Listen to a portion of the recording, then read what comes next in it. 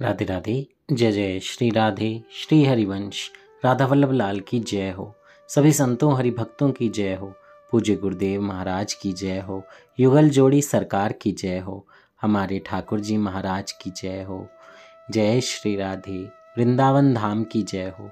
बहुत बहुत स्वागत है आपका हमारे चैनल में।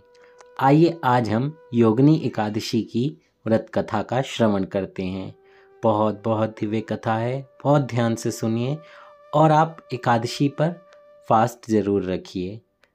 एक दिन प्रभु के नाम कीजिए, प्रभु के नाम का संकीर्तन कीजिए, अच्छे आचरण कीजिए, बुरे आचरणों का त्याग कीजिए। जय हो। ये एकादशी हमें यही सिखाती है। तो आइए योगिनी एकादशी की कथा का श्रवण करते हैं। धर्मराज युधिष्ठिर कहने लगे कि भगवान, मैंने ज्येष्ठ शुक्ल एकादशी के व्रत का महात्म सुना। अब कृपया आषाढ़ कृष्ण एकादशी की कथा सुनाइए। इसका नाम क्या है और इसका महात्म क्या है, ये भी बताइए। जय हो, जय हो। श्री कृष्ण कहने लगे कि हे राजन, आषाढ़ कृष्ण एकादशी का नाम योगिनी है।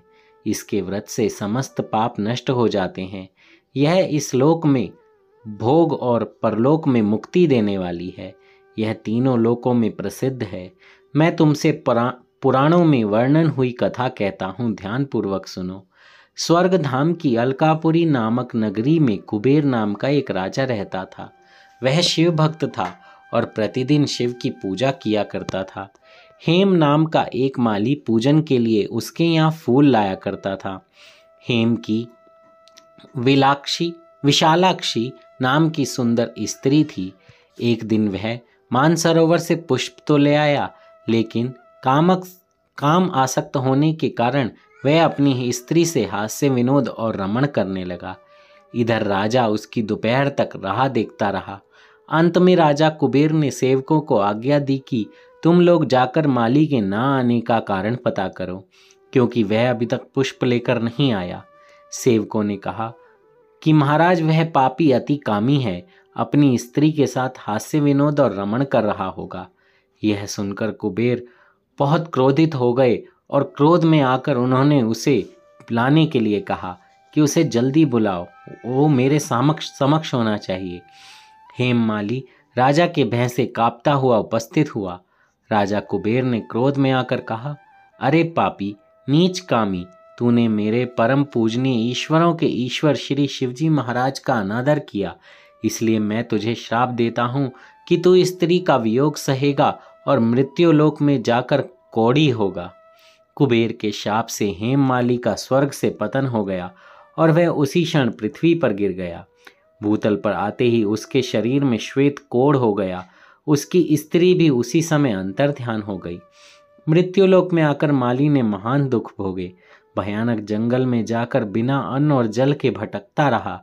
रात्रि को निद्रा भी नहीं आती थी, परंतु शिवजी की पूजा के प्रभाव से उसको पिछले जन्म की स्मृति का ज्ञान अवश्य रहा। जय हो। घूमते घूमते एक दिन वह मार्कंडे ऋषि के आश्रम में पहुंच गया, जो ब्रह्मा से अधिक वृद्ध थे और जिनका आश्रम ब्रह्मा की सभा के समान लगता था। हेममाली वहां जाकर उनके पैरों में पड़ गया।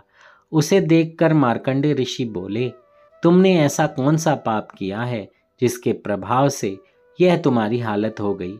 हेममाली ने उन्हें सारा वृतांत कह सुनाया और बताया कि कुबेर ने कैसे श्राप दिया और कैसे मैं पृथ्वीलोक पर आ गिरा। यह सुनकर ऋषि बोले, निश्चित ही तूने मेरे सम्मुख सत्य वचन कहे हैं, इसलिए तेरे उद्धार के लिए मैं एक व्रत बताता हूँ।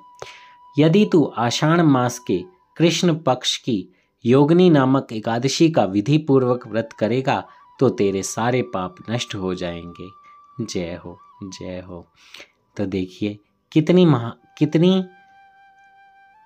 महत्ता है या कितना प्रभाव है एकादशी का। एकादशी व्रत कोई साधारण व्रत नहीं है। जब कथा भगवान श्री कृष्ण सुना रहे हैं, और ये कथाएं कोई ऐसा नहीं है कि सिर्फ अपनी मर्जी से लिख दी गई हैं कि लोगों को अच्छी लगे, नहीं, ये सच्ची कथाएं हैं, ये सच्चे महात्म हैं। और इस दिन आप जितना ज़्यादा नाम जप करेंगे, कहते हैं कि उसका दुगना नाम जप आपको लगता है, उसका फल मिलता है। अब क्या होता है कि हमारे पाप बहुत ज़्यादा हैं, जब हम नाम जप करते हैं तो वो पाप कटने लगते हैं, पर हमें पता नहीं चलता, क्योंकि पाप उतने ज़्यादा हैं और नाम का प्रभाव उनको काटता रहता है। और फिर एक दिन ऐसा आता है कि उस नाम जप से सारे पाप कट जाते हैं, फिर हम अपने अच्छे सुख भोगने लगते हैं। तो ये सिलसिला तो चलता ही रहेगा, पर अगर हमें बिल्कुल ही अच्छा बना रहना है तो हमें गंदे आचरण नहीं करने होंगे। क्योंकि क्या होता है, आज हम गंदे आचरण करते हैं, नाम जप कर लेते हैं, अगले दिन फिर से गंदे आचरण कर लेते हैं। हमें लगता है कि अब एक बारी के जप से सब हो जाएगा। नहीं, ऐसा नहीं होता। भगवान हमारी निरंतरता देखते हैं, किस तरीके से हम भगवान को श्रवण कर रहे हैं। क्या कोई लोभ लालच है? लोभ लालच नहीं कीजिए, भगवान अपने आप ही उस दुगना चौगुना दे देंगे आपको।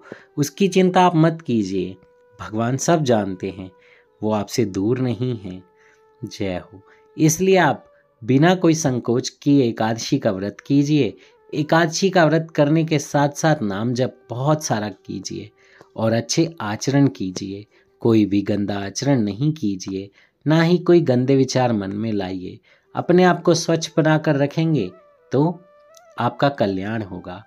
जब हम स्कूल कॉलेज में पढ़ते थे तो हमारे टीचर भी तो यही समझाते थे, या अभी भी समझाते हैं कि बेटा किसी से लड़ाई नहीं करना है, झगड़ा नहीं करना है, सबसे अच्छे से बात करनी है, हर किसी को प्रणाम करना है। ये सारी चीज़ें वो सिखाते थे ना।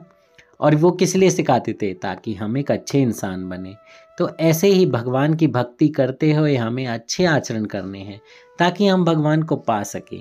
बात सिंपल सी ही है, बस हमें उसे एक्सेप्ट करना है। प्रॉब्लम हमारे साथ यही है कि हम एक्सेप्ट नहीं करते हैं। जिस दिन हम एक्सेप्ट कर लेंगे, हमें अपनी गलती हमें अपने आप से अपने अंदर से दिखने लग जाएगी। हम जानते भी हैं बहुत जगह हम गलत हैं, फिर भी कर जाते हैं, क्योंकि हम पे हमारा जोर नहीं है, मन का जोर है। जब भक्ति करेंगे तो हम पे हमारा जोर चलेगा, मन का नहीं चलेगा, फिर मन को मारा जा सकेगा। जय हो। मार्कंडे जी ने जब विधि पूर्वक व्रत बताया तो यह सुनकर हेममाली बहुत प्रसन्न हो गया और मुनि को साष्टांग प्रणाम किया। मुनि ने उसे स्नेह के साथ उठाया। हेममाली ने मुनि के कथानुसार विधि पूर्वक योगिनी एकादशी का व्रत किया। इस व्रत के प्रभाव से अपने पुराने स्वरूप में आकर वह अपनी स्त्री के साथ सुखपूर्वक रहने लगा।